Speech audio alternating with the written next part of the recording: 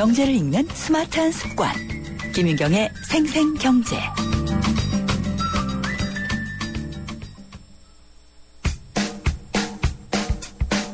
아하 경제와 함께하는 한뼘 경제, 경제 상식과 재미를 매일 한 뼘씩 키워드리는 시간. 오늘의 주제, 주식시장의 외국인 투자, 빛과 그림자는? 외국인 투자자가 2달 가까이 이어온 바이코리아 열풍이 뜨거웠습니다. 이 덕분에 코스피 지수는 11% 올라 연중 최고 기록을 갈아치웠죠. 바이코리아는 풍부한 글로벌 유동성 공급에 힘입은 현상입니다. 세계적으로 저금리 기조가 유지되고 중앙은행들이 시장에 푼 자금이 상대적으로 원화 가치가 낮게 평가된 우리 주식시장으로 몰린 거죠. 우리나라는 인도, 인도네시아, 태국 같은 나라와 달리 20개월 넘게 경상수지 흑자를 내고 있습니다. 상대적으로 투자하기 좋은 나라로 꼽힙니다. 올해 뚜렷하게 나타난 외국인의 투자 키워드는 경상수지죠. 외국인은 우리나라 말고도 경상수지 흑자인 대만 주식을 순매수하고 있고 적자를 보는 태국과 인도네시아에서는 자금을 빼내고 있습니다. 주식시장은 기업이 자금을 조달할 수 있는 중요한 창구입니다. 직접 금융이 이루어지는 주식시장은 자본주의의 꽃이라고도 불리죠. 주식시장이 활성화되면 기업은 생산활동에 필요한 돈을 쉽게 마련할 수 있습니다. 따라서 외국인 투자자가 우리 주식시장에 자금을 쏟아붓는 것은 기업뿐만 아니라 국가 전체 경제에도 반가운 일이죠. 그러나 외국인의 대규모 투자 뒤에 벌어질지도 모를 부정적인 상황도 살펴봐야 합니다. 외국 자금은 언젠가는 목표 수익률을 챙기면 떠나기 때문이죠. 우리 주식시장을 돈을 넣었다 뺄 수 있는 현금 인출기로 보는 외국인 투자자는 상황이 조금만 바뀌어도 셀코리아로 돌변할 수 있기 때문입니다. 그 말은 곧 이익을 낸 뒤 주식시장에서 돈을 순식간에 빼간다는 뜻이죠. 글로벌 자금 흐름은 언제든지 바뀔 수 있습니다. 우리 주식시장에 들어온 돈이 해외에서 양적 완화로 풀린 것이라면 양적 완화가 축소될 때는 이 자금도 자국으로 돌아갈 가능성이 크죠. 그렇게 되면 외국인이 돈을 빼갈 때마다 주식시장은 롤러코스터를 타게 돼 금융시장은 혼란에 빠지게 됩니다. 특히 외국인 주식 보유 비중이 높은 우리나라에서 자금이 유출되기 시작하면 주가뿐만 아니라 채권 가격도 떨어지고 환율이 오르는 상황을 피할 수 없습니다. 밝은 면과 어두운 면을 동시에 볼 수 있는 외국인 투자. 안일한 대응보다는 잘 준비하는 대비책이 필요하겠죠. 네, 우리 금융시장을 쥐락펴락하는 외국인 투자자들에 대한 명과 암을 들려드렸습니다. 잘 들어보셨죠? 근데 대비책이라고 하면은 상당히 어렵습니다. 돈의 어떤 책임이나 윤리를 묻기가 어려워서인데 그래서 제도가 중요합니다. 외환 보유액 같은 경우에는 우리가 좀 넉넉하게 보유하고 있어서 다시 위기가 올 정도는 아니라고 하고요. 또 외국인 같은 경우에는 파생 상품 거래를 많이 한다고 합니다. 그래서 여기에 대해서 거래 증거금을 인상하는 그런 강력한 제도도 도입해야 된다. 이런 분석도 있는데요.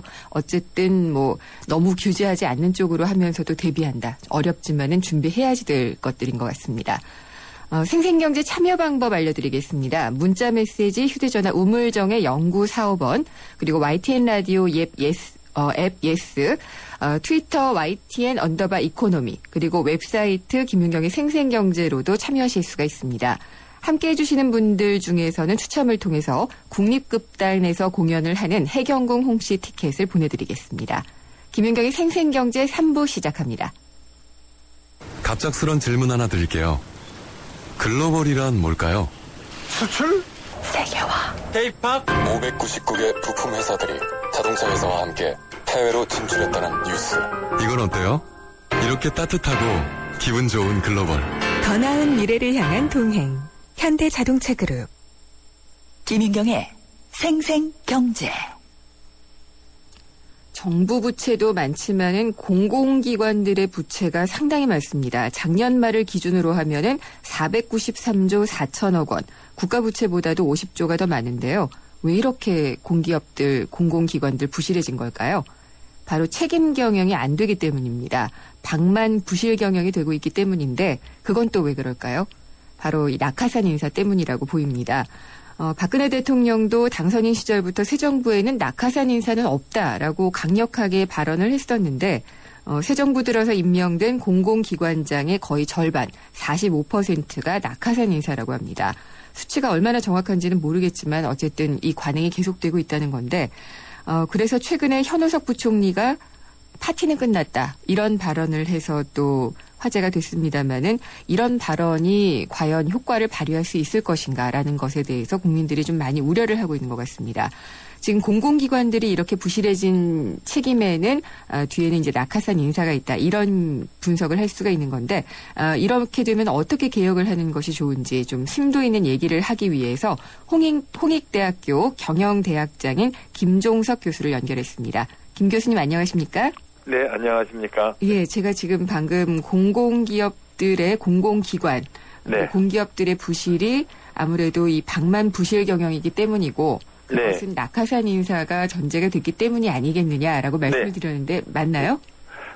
뭐 여러 이유 중에 하나인데요. 네.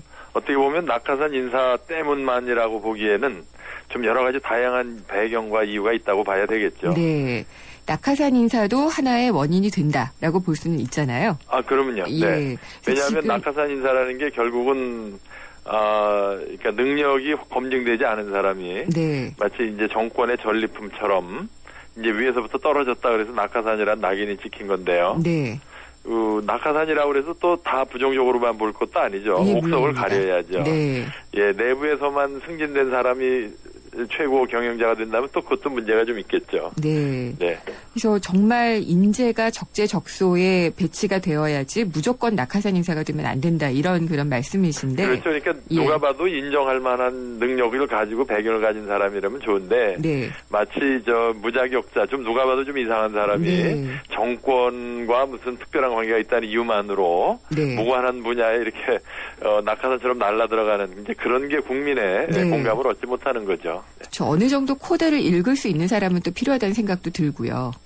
그렇죠. 네, 네. 그러니까 어떤 좀 화학적 결합을 위해서는 그런 것도 필요한데 무조건적인 보훈 인사가 문제인 것 같은데 네. 교수님께서 보시기에는 지금 제가 방금 말씀드린 것은 그 민주당 장하나 의원이 분석한 자료였었는데요. 네. 공공기관장의 45%가 낙하산 인사다. 지금 보시기에도 그 정도 된다고 보시나요? 의원님이 객관적인 자료를 보고 했을 테니까요. 네. 맞겠지만 방금 말씀드린 대로 그 자체를 어떤 숫자로 볼 것이 아니라 네. 그 내용과 질이 더 문제라고 저는 생각을 합니다. 네. 그래서 지금 이제 공공기관을 정상화하겠다. 그래서 강경한 좀 대책이 나올까 주목이 되고 있는데요. 네. 이 낙하산 인사를 비롯해서 공공기관이 그러면은 개혁을 해야지 되는 핵심은 어떤 요소들이라고 보시나요? 이 공공기관이나 공기업의 가장 큰 특징은 이제 정부 소유고요. 네. 정부 소유다 보니까 이제 민간 기업과 달리 망하지 않는다는 인식이 네. 직원 전체에게 임직원한테 있는 거죠. 그리고 이제 주인이 사실상 없다 보니까 최고 경영자나 직원, 말단 직원까지 모두 다 자기네들은 피고용자라고 생각하는 경향이 있게 되겠죠. 네. 그러니까 자기가 이 회사는 어차피 망할 것도 아니고 또 이익 많이 낸다고 내 돈 내는 것도 아니고 그렇다면 있는 동안 많이 최대의 혜택을 누리자라는 네. 것이 사실은 최고 경영자부터 말단 직원까지 일종의 조직 문화로 자리 잡았기 때문이 아닌가. 그게 저는 가장 핵심이라고 봅니다. 그런 얘기도 나오더라고요. 이게 낙하산 사장이 이제 임명이 될 때 노조와 손을 잡는 경우도 있다라는 이제 일종의 음모론인데 네. 그렇기 때문에 노조에 일단 머리를 숙이고 들어가기 때문에 노조에서도 이런 낙하산 사장을 용인을 해주고 그러면서 이런 것들이 맞물려 돌아가니까 더더욱 부실 경영이 되는 게 아니냐 이런 얘기도 좀 있더라고요. 그렇죠. 말씀드린 대로 다 사장도 자기도 피고용자고 임기가 네. 있다고 생각하면 자리를 걸고 최선을 다해서 무슨 임단협이나 노조와의 협상에서 네. 어떤 무리한 요구를 거부할 만한 용기나 인센티브는 별로 없다고 봐야 되겠죠. 네. 네. 그래서 이런 도덕적 해이들이 좀 만연하게 된 배경을 좀 설명을 해주셨는데 네. 특히나 이제 저는 이 부분은 잘 몰랐었는데 단체 협약이나 이런 데 보면은 공공기관의 임직원들이 퇴직을 하면은 자녀에게 취업을 우선적으로 시켜준다. 이런 혜택이 만연해 있었다라고 얘기를 하더라고요. 고용 세습을 네. 이제는 하지 않도록 하겠다라는 게 오늘 발언이었던 것 같은데. 사실은 그거는 발언 자체가 부끄러운 일이죠. 네. 아니 정부 조직이고 국민의 세금으로 운영되는 조직인데 어떻게 보면 사기업도 그렇게 안 할 짓을 하는 거 네. 아닙니까? 그러니까 이런 거는 당연한 거고요.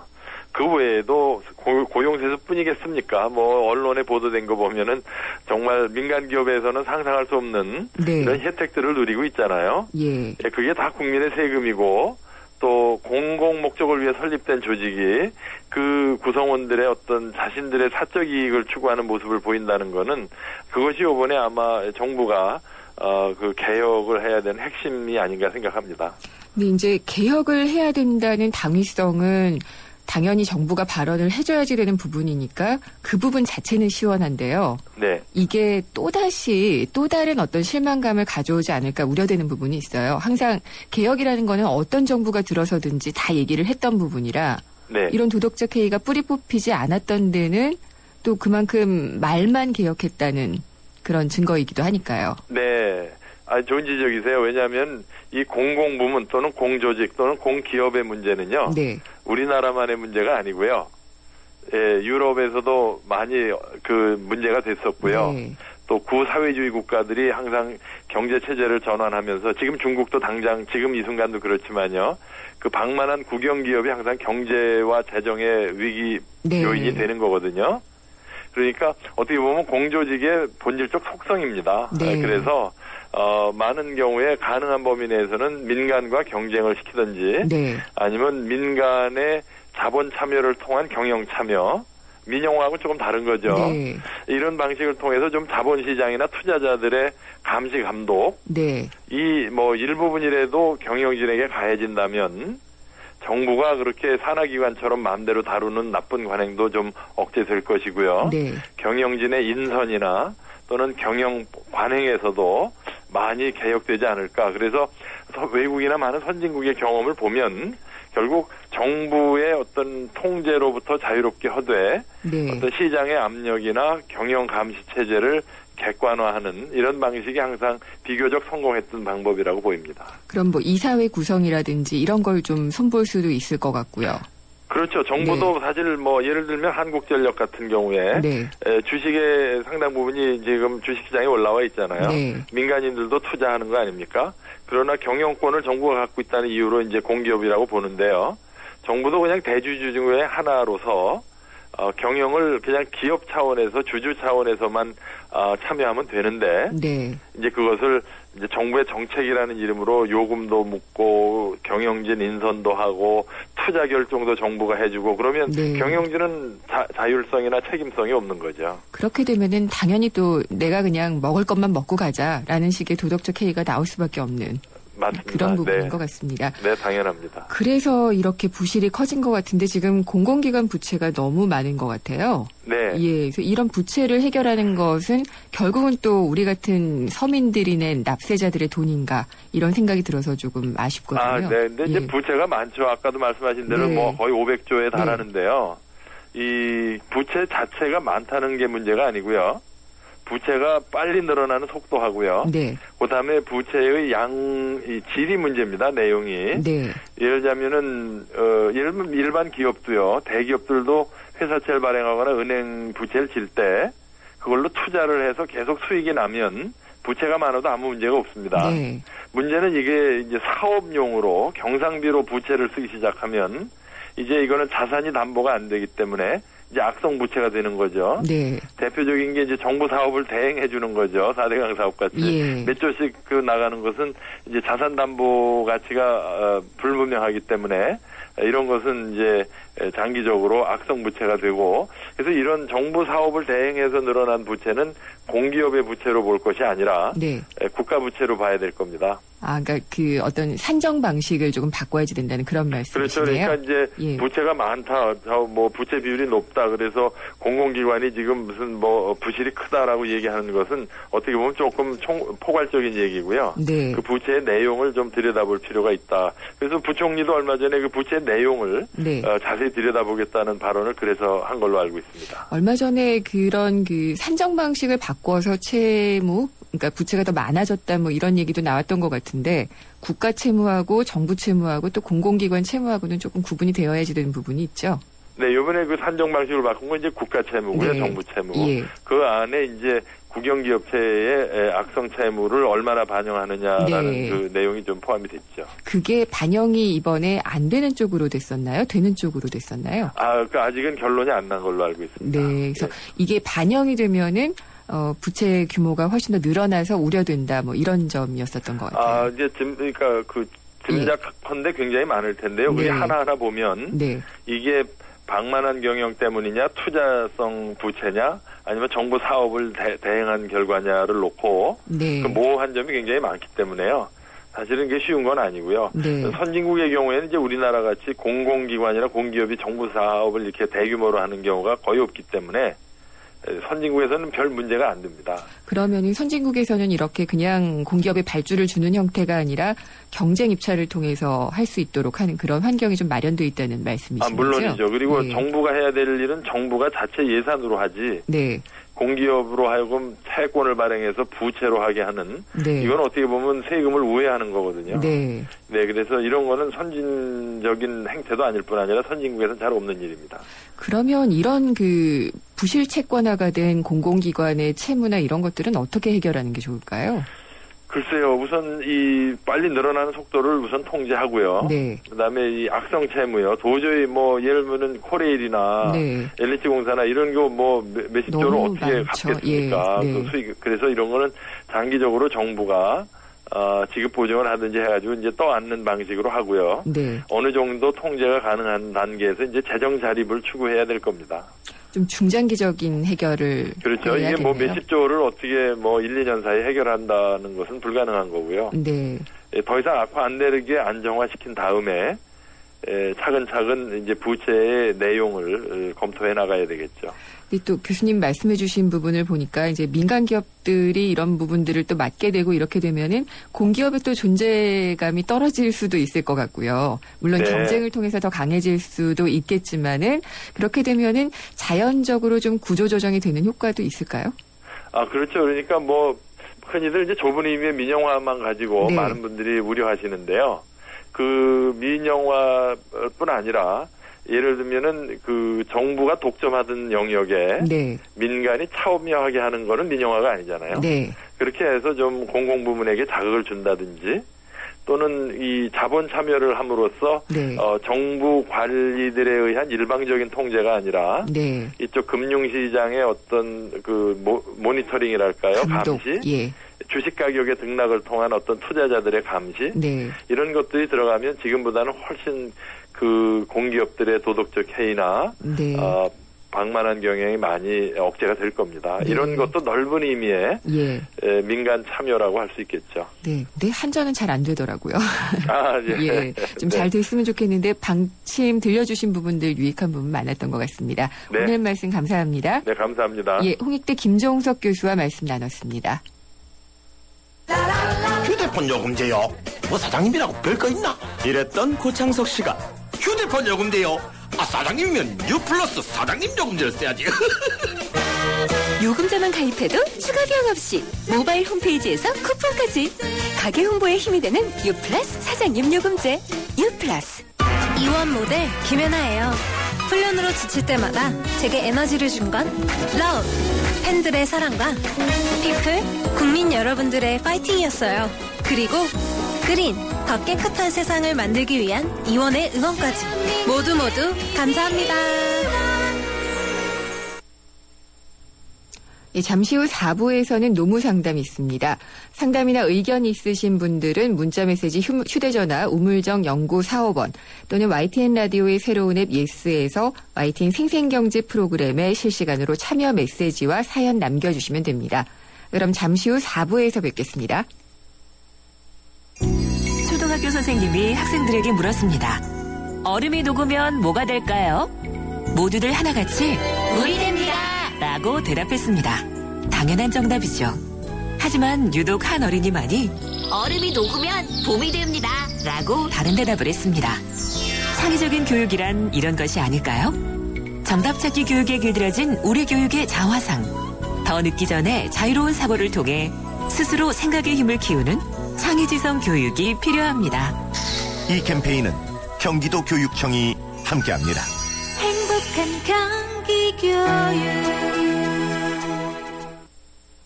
안녕하세요. 중앙이병원 홍보대사 탤런트 송옥숙입니다. 여러분들에게 가족은 어떤 의미인가요? 저에게 가족은 제 삶의 목적이자 인생의 기쁨입니다. 많은 사람들이 결혼과 출산으로 가족을 이루지만 저는 입양이라는 더 큰 사랑으로 가족을 이뤘습니다. 여러분은 입양에 대해 어떻게 생각하세요? 입양은 칭찬받아야 할 봉사나 희생이 아니라 축하받아야 할 소중한 가족의 탄생입니다. 입양은 가족의 또 다른 이름이자 축복입니다. 이 캠페인은 재단법인 중앙입양원과 함께합니다. 살아있는 뉴스 깨어있는 방송 한국의 뉴스 채널 YTN 뉴스 FM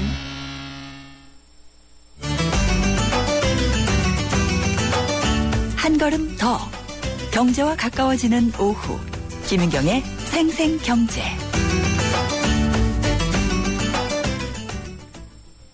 세상의 베이스가 되다 포스코 협찬으로 김윤경의 생생경제 4부 시작합니다. 4부에서는 창업, 도전에서 실전까지 시간과 노무상담 순서가 준비되어 있습니다. 생생경제 참여 방법 알려드리겠습니다. 문자메시지 휴대전화 우물정의 0945번, 또 YTN 라디오 앱 예스와 트위터 YTN _이코노미, 그리고 김윤경의 생생경제 웹사이트로 참여하실 수가 있습니다. 함께해 주시는 분들 중에서는 추첨을 통해서 국립극단에서 공연하는 해경궁 홍씨 티켓 보내드리겠습니다. 모카골드. 준기야, 다른 건 왜 이 맛이 안 날까? 상현 선배, 손 좀 줘봐요. 원두? 원두 좋아진 거 느껴져요? 더 좋은 원두로 더 맛있어진 모카골드가 시작됩니다. 맛있다. 맛있는 커피의 황금 비율, 맥심 모카골드. 월요일 친구 생일, 화요일 본부 모임, 수요일 동창회, 목요일 거래처 김과장, 금요일 불금. 이런 간장! 간은 언제 쉬하는 거야? 식약처 인정 유산균 발효다시마 추출물 함유 모닝케어 플러스가 알코올성 간 손상으로부터 간을 보호하는 데 도움을 줄 수 있습니다. 굿모닝 간 모닝케어 플러스. 본 제품은 건강기능식품입니다. 스마트폰 대리점에서 G2 주세요. 라고 말하는 건 동영상을 아주 많이 본다는 것. 놀랄 만큼 선명하고 오래 봐도 편안한 FHD IPS니까. 화질을 사자. LG G2.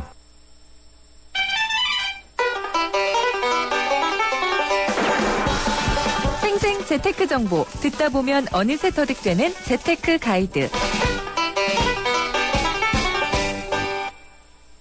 나도 내 사업 한번 해봐야겠다. 사장 한번 해야지. 이런 생각 한 번쯤은 다 해보셨을 것 같습니다. 그래서 2000년 이후에 소자본 창업 시장에서 가장 많이 오픈하는 게 바로 이 온라인 쇼핑몰이었는데요. 근데 최근에는 온라인 쇼핑몰 창업 시장이 소자본으로 접근하기에는 너무 벽이 높아졌다. 이런 의견도 있습니다. 그래서 오늘 창업 도전에서 실전까지 시간에는 온라인 쇼핑몰의 창업 시장 명암에 대해서 알아보는 시간을 마련해봤습니다. 스타트 비즈니스 김상훈 소장 전화로 연결돼 있습니다. 안녕하십니까? 예, 안녕하세요. 김상훈입니다. 예, 지금 국내 온라인 창업 시장 분위기 어떻습니까? 사실은 온라인 창업 시장 그러면 2000년대 초반만 하더라도 좀 앞서가는 어떻게 보면 젊은 청년 창업 테마 아니면 조금 앞서가시는 분들이 한 발자국 정도 앞서가는 아이템 그러면 야 나도 전자상거래 시장의 주역이 한번 돼보겠다 해서 너나 없이 어떤 그 전자상거래 쇼핑몰을 개설했던 이런 시기가 있었습니다. 네. 하지만 2010년 무렵부터 이제 청년 창업자나 이런 분들은 전자상거래 쪽보다는 오히려 앱 창업 쪽 이런 쪽으로 많이 갔었는데요. 네. 그럼에도 불구하고 최근에 전자상거래 시장은 상당히 좀 어떻게 보면 춘추전국 시대를 지나고 상당히 복마전 시장으로 접어들고 있다 이런 의견이 지배적입니다. 네. 업계에서는 이제 온라인 쇼핑몰 창업 시장은 어떻게 보면 성숙기를 지나서 어떻게 보면 세태기에 접어든 거 아니냐 심지어는 네. 개인 창업자 입장에서는 이런 얘기까지 하고 있고요. 요즘 같은 경우는 예전에는 한 3천만 원 미만 최소 자본으로 창업할 수 있는 가장 쉬운 아이템이 쇼핑몰 창업이라고 네. 누구나 얘기했었는데요. 요즘 업계에서는 3천만 원 정도 자금으로 쇼핑몰 창업을 하는 것은 뭐 계란으로 바위치기다 뭐 이런 얘기도 있고요. 예. 최소한 1, 2억 원 정도 투자하고 네. 그다음에 한 3개월 내에 성과 창출이 안 나면 바로 접어야 된다. 네. 뭐 이런 얘기. 저도 엊그저께 그 시계 쇼핑몰을 하는 업체 사장님을 뵌 적이 있는데요. 이분 같은 경우도 한 달에 광고비만 한 2천만 원 정도 투자한다고 그러더라고요. 네. 최근 들어서는 이런 SNS 시장이 또 상당히 커지면서 뭐 이런 카톡이나 소셜 커머스 같은 이런 다양한 채널과 만나지 않으면 안 된다. 네. 즉 모바일 쇼핑과 연계된 전자상거래 시장이 상당히 중요해지고 있다. 이렇게 하고 있고요. 네. 요즘 최근 분위기 같은 경우는 예전에는 이 오프라인 매장을 하다가 온라인 쇼핑몰을 하는 경우가 많이 있었는데요. 기존 창업자들 같은 경우도 요즘 이제 온라인 창업자들이 온라인만 가지고는 안 되겠다. 직접 오프라인 매장까지 가자 해서 이렇게 네. 온라인부터 시작했던 창업자들이 오프라인 매장까지 오픈하는 네. 뭐 이런 경우도 지금 시장에서 좀 보여주는 현상이고요. 가격대도 뭐 1, 2만 원짜리 팔아서는 이거 뭐 배송비 빼고 나면 남지 않는다. 그래서 최소한 적정 가격대는 한 5만 원대 이상이 돼야 된다. 뭐 특히 여성 창업자들 같은 경우는 그 전자상거래 시장에서 가장 많이 이렇게 놓고 했던 분야가 의류 쇼핑몰이었거든요. 네. 근데 의류 쇼핑몰은 뭐 요즘 완전한 포화 상태라서 네. 차라리 의류보다는 오히려 1차 식품이라든지 이런 쪽의 틈새가 그나마 기회 요인이 있는 게 아니냐 뭐 이런 목소리들이 네. 요즘 시장에서 들리는 온라인 쇼핑몰 시장을 두고 하는 얘기들입니다. 네. 이게 정말 만만치 않은 자본을 들여야지 이제 시작할 수 있는 그런 사업이 됐네요. 예. 네. 그래서 저도 이제 예전에는 오프라인에서 꼭 확인을 하고 사다가 이제 예. 오프라인에 있는 게 거의 온라인에 있고 예. 뭐 싸니까 많이 사게 되는데 예. 그래서 온라인 쇼핑, 이게 모바일 쇼핑까지 합해야 될지 모르겠는데 규모가 상당히 커졌을 것으로 추정은 되거든요. 그렇습니다. 우리나라 시장은 어느 정도 될까요? 예, 사실은 우리나라 그 온라인 쇼핑 시장 규모, 그럼 우리나라 지금 우리나라 그 통신 판매업에 등록된 수, 통신 판매업이라고 한다면 이 쇼핑몰부터 시작해서 뭐 인터넷, TV 홈쇼핑, 카탈로그 뭐 여러 가지 시장이 있는데 이 등록 업체가 한 12만 개가량 지금 업계에서 네. 집계하고 있는데요. 시장 규모를 놓고 본다 그러면 작년 말 기준으로 지금 인터넷 쇼핑 시장이 한 37조 시장이고요. 모바일 시장도 한 1조 7천억 정도. 그다음에 TV 홈쇼핑 시장 요즘 상당히 커졌는데 그게 한 8조 원 시장. 또 카탈로그 쇼핑까지 한다면 전체 이 아이템들을 다 통합한 온라인 이 쇼핑 시장 규모는 한 47조 정도 예측하고 있는데요. 네. 이 47조 정도 규모가 어느 정도냐면 우리나라 사실은 의류업 시장 규모를 대략 한 38조, 40조 원 얘기하는데 네. 의류업 전체 시장보다 온라인 쇼핑몰 시장 규모가 더 커지고 있다. 문제는 앞으로도 계속 커질 가능성이 너무 크다. 네. 이런 게 지금 업계에서 바라보는 이 지금 온라인 쇼핑몰 시장이라고 할 수 있겠습니다. 이게 시장 규모라는 게 사는 매출 기준으로죠? 그렇죠. 예. 전체 이 등록 업체 곱하기 연간 매출액의 합이라고 봐야 되겠죠. 네. 사람들을 더 사게 만드는 게 아닌가 이런 생각도 좀 들기도 하고요. 예. 근데 온라인 창업도 유형이 여러 가지 있다고 하는데 예. 유형별로 장단점이 있을 것 같은데 정리를 해주시면 좋을 것 같아요. 예. 사실은 온라인 쇼핑몰 그럼 누구나 그냥 자기의 개인 쇼핑몰을 네. 생각을 할 수 있습니다. 근데 최근에 개인 쇼핑몰 같은 경우는 아무리 온라인 쇼핑몰을 예쁘게 만들어도 이 네티즌들이, 소비자들이 내 사이트를 찾아오기가 힘들면 쉽지 네. 않은 거죠.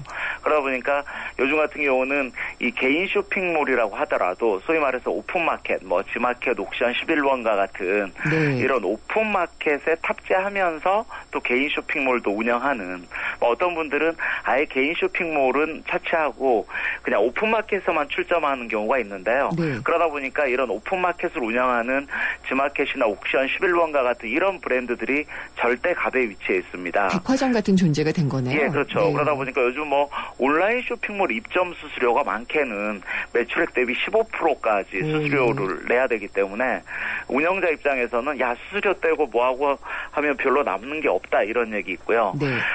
개인 쇼핑몰 같은 경우 그러다 보면 야 이 오픈마켓에 들어가지 않고 독자적으로 하겠다 그러기에는 아까 말씀드렸듯이 뭐 홍보 마케팅 비용이 한 달에 기천만 원이 넘어가는 이런 일도 있기 때문에 저는 창업자 입장에서는 이 개인 쇼핑몰과 오픈마켓 뭐 이런 또 종합 쇼핑몰도 있긴 합니다만 대기업에서 운영하는 어떻게 보면 개인 쇼핑몰과 오픈마켓 이 두 개를 잘 융합해서 네. 사업을 진행하는 게 상당히 중요하다고 할 수 있겠습니다. 이제 어떤 형태로 할 것인가에 대한 조언을 들려주셨고 예. 지금 아까 의류 같은 경우에는 포화 상태도 지났다라고 말씀을 하셨는데요. 예. 아이템 선정을 잘해야 될 것 같아요. 그렇습니다. 예. 사실은 이 온라인 쇼핑몰 아이템 선정은 오프라인 아이템, 즉 점포용 아이템 선정보다 더 어렵다. 이런 게 상당히 네. 지배적입니다. 네. 왜냐하면 온라인 아이템 선정도 지금 내가 좋아하는 아이템을 그냥 한다고 해서 이게 바로 돈이 되는 시장이 아니기 때문에 온라인 상권 분석을 하는 게 상당히 중요합니다. 네. 온라인 상권 분석의 첫 번째는 인터넷 수요층 분석인데요. 과연 누구를 대상으로 하는 이 쇼핑몰을 개설할 것이냐. 최근에 미국 상황 같은 경우는 실버 대상 쇼핑몰까지 요즘 출연하고 있습니다만 네. 앞으로 우리 베이비 부머 세대 720만이 실버가 되는 향후 한 10년 후에는 우리나라도 이런 실버를 타깃으로 하는 쇼핑몰까지 출연할 수 있으리라고 생각을 합니다. 근데 요즘 가장 뜨는 누구를 대상으로 목표 고객에 있어서는 남성보다는 여성 시장이 중요하다. 그래서 네. 지금까지는 2030 여성층 또한 3040 주부층 이 수요가 온라인 수요의 가장 직접적인 수요층이었는데요. 최근 들어서는 이 뷰티 쪽이나 이런 쪽에서 남성 수요층을 타깃으로 하는 쇼핑몰들이 상당히 좀 늘어나는 추세입니다. 네. 그래서 이 남성층 한 3040 이런 20에서 40까지 남성 수요층이 온라인 수요에서 새로운 어떤 블루오션으로 좀 이렇게 부각되는 이런 측면이 있고요. 이런 수요층 분석과 함께 공급 시장을 조사하는 게 상당히 중요합니다. 네. 사실은 공급 시장 조사를 위해서는 정말 그야말로 우리나라 지금 그 포털 사이트에서 과연 어떤 디렉토리가 가장 많이 등록되고 있는지, 각 키워드별로 광고 업체 수는 어느 정도인지, 그다음에 관심 있는 뭐 이런 관련 분야의 경쟁 쇼핑몰은 몇 개 정도 되는 거고, 이들의 구체적인 규모라든지 차별화, 광고 진행 상황은 어떤지 이런 것 잘 따져보고 이렇게 그 네. 아이템을 정하는 게 상당히 중요하고요. 특히 하루에 각 사이트별로 방문자 수가 어느 정도 되는지, 네. 일반적으로 방문자 수 대비 한 1% 정도가 온라인상의 구매 고객으로 연결된다 이렇게 얘기하거든요. 네. 사실은 이건 뭐 오프라인에서 또 전단지 같은 경우는 뭐 한 100장을 뿌려면 겨우 한두 건 연결된다고 하는데 온라인 시장은 오히려 그거보다 더 지금 떨어질 가능성이 크다 이렇게 보는 것 같습니다. 네, 그리고 간단하게 마지막으로 이 온라인 쇼핑몰 창업에 실패를 줄이는 어떤 수비적인 측면에서 몇 가지 팁을 주신다면 어떤 게 있을까요? 요즘 온라인 창업 시장에서 가장 중요한 것은 사실 소비자 입장에서는 너무나 선택의 폭이 넓어졌기 때문에 네. 일반 오프라인 매장에 비해서 좋은 상품을 싸게 팔 수 있는, 즉 가격 경쟁력과 상품 경쟁력 가장 중요하겠고요. 네. 두 번째는 이런 신속한 배송 시스템이죠. 특히나 요즘 우리나라 뭐 택배 시스템 잘 활용이 네. 되고 있습니다만, 그래도 요즘 그 배송 사고 상당히 하나의 불만족 요인 중에 하나이기 때문에 신속한 배송 서비스 기본이고요. 세 번째는 요즘 그 온라인 고객도 쇼핑, 친절한 고객 관리, CRM 이런 거 너무 중요해지고 있는데요. 어떤 업체는 이런 고객 관리를 위해서 농산물, 쌀을 구매하면 쌀만 주는 게 아니고 네. 거기에서 직접 지은 뭐 토마토를 직접 뭐 한 주먹 정도 네, 더 네. 이렇게 서비스를 해준다던가, 이런 덤 서비스를 통해서 다시 반복 구매를, 심지어는 입소문 마케팅까지 이어지게 하는 이런 네. 쇼핑몰도 있고요. 알겠습니다. 역시 마지막으로는 어떤 홍보 마케팅, 즉 온라인의 어떤 포털 사이트나 이런 다양한 SNS를 통해서 우리 쇼핑몰 사이트를 홍보하느냐가 네. 이 온라인 쇼핑몰 창업의 가장 성패를 결정하는 중요한 키워드라고 할 수 있겠습니다. 네, 오늘 온라인 쇼핑몰 창업에 대해서 알아봤습니다. 감사합니다. 예, 고맙습니다. 예, 스타트 비즈니스 김상훈 소장이었습니다.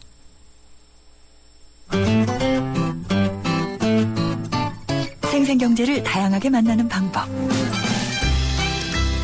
YTN 라디오 앱 예스와 웹사이트 김윤경의 생생경제 또는 트위터 YTN_이코노미로 실시간 듣기와 다시 듣기를 하실 수 있고, 방송 내용에 대한 문의와 의견을 주실 수 있습니다.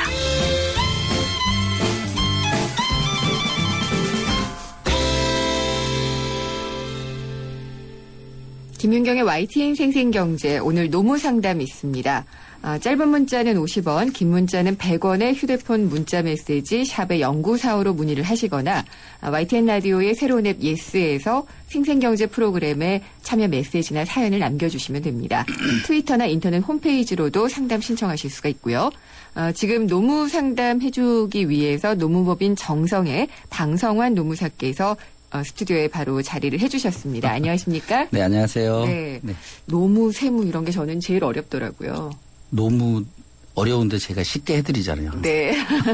잘 들어보겠습니다. 네. 그럼 일단 그 상담 올라온 것부터 좀 알려드릴게요. 네. 0129님이 올려주신 사연인데 상담 내용인데 기본급이 150만 원, 가족수당이 3만 원, 교육수당 2만 원, 기타 고정수당 5만 원, 상여금이 700%로 두 달에 한 번 받는다고 하고요.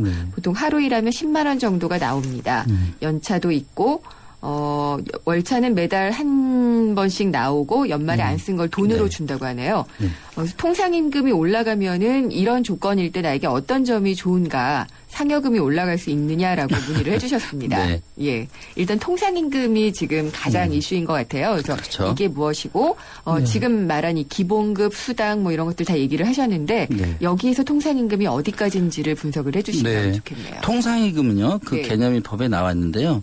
우선 소정 근로 시간에 대해서 정기적, 일률적, 고정적으로 지급하기로 약정된 시급, 주급, 월급을 말합니다. 네. 그래서 위 급에서 이제 기본급이라는 거는 하루에 8시간, 일주일에 40시간 일한 거에 대한 대가 기본급이라고 하고요. 여기서 가족수당이나 교육수당, 기타 고정수당이 그 일임금 산정 기간 내에 정기적, 일률적으로 지급이 된다 그러면 통상임금에 포함되겠다고 볼 수 있겠습니다. 일임금 산정 기간이라는 게 대개 한 달을 보통 얘기를 한 하는 달이죠. 거겠죠. 네네. 여기 상여금도 지금 설하고 추석에 나오고 두 달에 한 번씩 뭐 나오고 이런다니까 이것도 그럼 통상임금. 그래서 이제 아까 그 개념에서 일임금 지급기를 벗어나서 그것 때문에 이제 해석상이라든가 문제가 되는데 뭐 연 몇백 %라든가 전 직원에게 일률적으로 지급이 된다면 그 부분도 이제 확장 해석을 통해서 그 통상임금에 포함되는 거고요. 요즘에 이제 박근혜 대통령님이 또 미국에서 그 말씀하시면서 통상임금의 범위와 개념에 대해서 이제 조금 있으면 노동부에서 어떤 지침이 여러 가지 나올 겁니다. 그래서 근데 정확한 거는 정기적, 일률적, 고정적으로 지급되느냐, 그게 소정 근로 시간에 대한 대가이냐 아니냐, 이게 핵심 개념입니다. 유권 해석을 잘 할 수 있는 어떤 기준이 좀 필요하겠네요. 네네. 그리고 휴일에 근무할 경우에 수당이 어떻게 지급되느냐 이 부분에도 좀 문의를 하셨어요. 네. 그 휴일은 크게 보면요. 법정 유급 휴일이 있고 무급 휴일이 있는데요. 근데 법정 휴일이냐 아니냐, 약정 휴일이냐 해서 창설되는 부분이 있고, 만약에 휴일이라면 그게 이제 일을 안 해도 임금이 지급되는 유급 휴일이 있고요. 일이 지급됐을 경우 그러니까 임금이 지급되지 않는 무급 휴일이 있거든요. 그래서 만약에 유급 휴일 날 근무를 한다 그러면 100% 이제 유급이니까 100% 지급돼야 되고요. 또 그날 일했으니까 100% 지급하고 휴일 가산 수당 50% 그래서 250%가 지급되는 거고요. 무급은 이제 유급이 아니니까 일 안 해도 지급되는 거 100% 빼고 150%가 지급이 됩니다. 네. 어쨌든 휴일에 일하면 많이 받을 수 있군요. 그렇습니다. 예. 연차 발생에 대해서 근무를 많이 해도 잘 모르시는 분들이 있거든요. 그래서 수당 지급하고 연차 이런 부분을 또 물어보셨어요. 그러니까, 연차는 이 위에 부분이 조금 질문이 애매하신데요.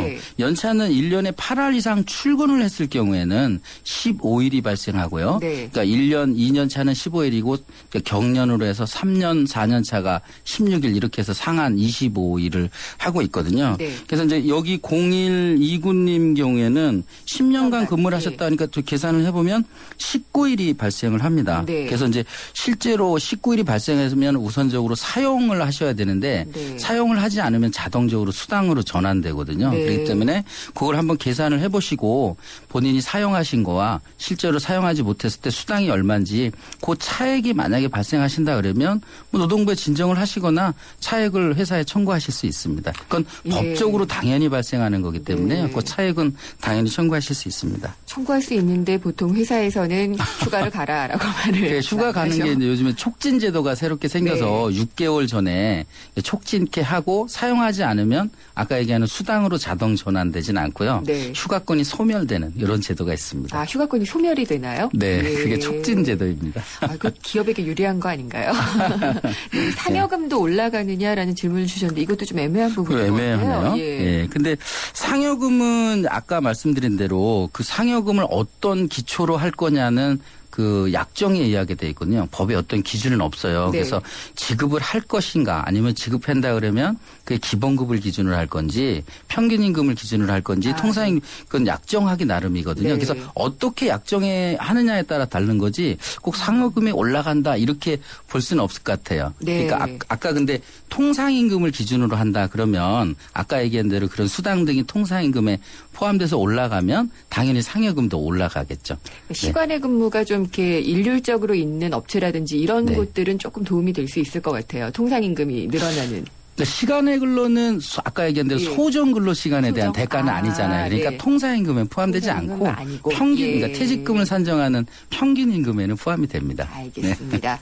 그리고 9877님인데요. 옷가게에서 일하고 있고 주 6일을 일하고 하루에 12시간씩 근무를 하고 월급이 120만 원이라 그래요. 근데 지금 거의 3달 일했는데 계산해 보니까 최저임금 4,860원도 못 받았고 고용보험 가입도 안 돼 있다 그럽니다. 4명 일하는데 월급도 모두 다르고 그래서 지금 일을 그만두고 최저임금 신고를 하면은 못 받은 돈을 다 받을 수 있습니까? 라고 질문을 주셨어요. 예. 뭐 최저임금, 예. 최저임금은 이제 매년 이렇게 그 네. 노동 생산성이라든가 뭐 유사근로자 임금 등을 해서 매년 고시해서 1월 1일부터 12월 30일까지 네. 적용이 되거든요. 그래서 여기 지금 계산을 해보시겠지만 5인 미만 사업장에는 원칙적으로 최저임금이 적용이 됩니다. 네. 그러니까 1인 이상 사업장에는요.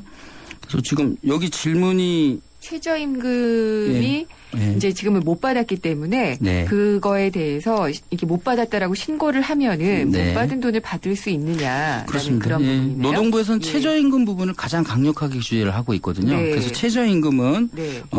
그 적은 임금 기준, 그러니까 실제로 받은 거하고 법에 인정된 기준은 올해 같은 경우가 4,860원이거든요. 내년에는 5,210원이고요. 그 기준을 비교해서 적은 금액이면 노동부에서 자체 조사를 하거나 네. 아니면 진정 등을 통해서 적발이 되면 네. 그게 처벌이 되고요. 네. 처벌은 좀 강합니다. 이게 3년 이하의 징역이나 2천만 원 이하의 벌금이 부과되고요. 병가 2개 가치도 부과되고 그래서 네. 굉장히 엄격하게 처벌을 하고 있습니다. 사업주가 그렇게 벌금 부과를 받고 네. 그러면 이분도 그러면은 돈을 받을 수가 있는 건가요? 그렇죠. 아까 그 예. 진정을 통해서 조사가 되면 네. 사업주의 처벌도 되고요. 그다음에 이분은 그 임금 체불이 되는 거기 때문에 네. 언제까지 지급하라 이렇게 지급 지시도 나오고 최종 안 되면 법원을 통해서 소송도 하실 수 있습니다. 네. 네. 그러면 고용보험이 가입이 안 돼 있어도 가능하냐라고 물어보셨어요. 고용보험은 상시근로자 1인 이상 사업장에는 의무가입 대상이거든요. 그러니까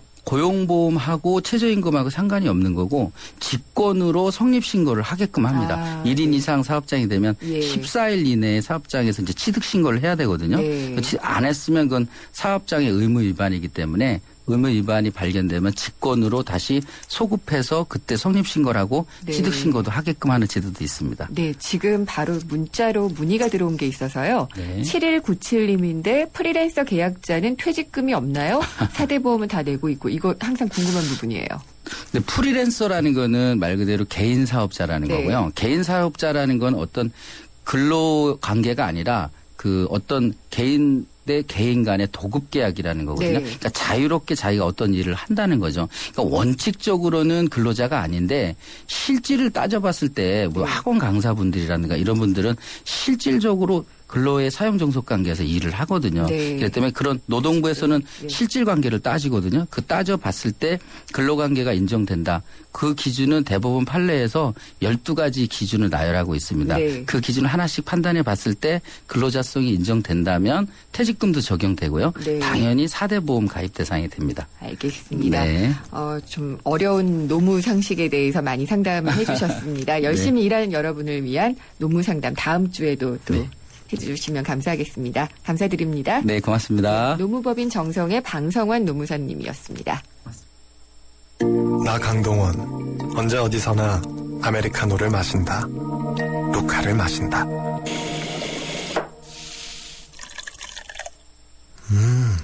맛있다. 내가 즐기는 단 하나의 아메리카노. 루카. 루크 아메리카노. 루카. 한화생명은 생각했어요. 당신을 위해 무엇을 해줄 수 있을까? 아프기 전에, 너무 늦기 전에 먼저 해줄 수 있는 일이 있을 텐데. 그래서 우리는 당신의 내일에 도움이 되는 따뜻한 잔소리를 하기로 했습니다. 당신밖에 모르는 한화생명. 그들의 노트는 이미 그 자체로 훌륭하다. 그래서 우린 당신만의 은밀한 노트를 만들었다. 노트에 지문인식을 더한 베가 시크릿 노트. 훌륭한 것에 머물지 않는 것. 이것이 우리의 소명. 한 발 더 간다. 고로 존재한다. 베가. 앞서 2부에서 한국전월세보증센터의 보증금 반환 인터뷰를 진행을 했었는데요. YTN 예스 앱에서 장보균 님이 서비스 의뢰할 때 수수료는 없나요? 라고 질문을 주셨습니다. 센터 측에 문의를 해보니까 보증금과 관련한 상담 자체는 무료로 진행이 되고요. 권리진단 같은 경우에는 소정의 수수료가 발생을 한다고 합니다. 그리고 공공기관 낙하산 인사 관련한 인터뷰에서 9108님이 문자 주셨는데요. 낙하산 인사 비리는 어디에 민원을 넣어야 하나요? 제가 알아보겠습니다. 그러면 내일 뵙도록 하겠습니다. 오늘 생생경제 여기까지입니다. 김윤경이었습니다.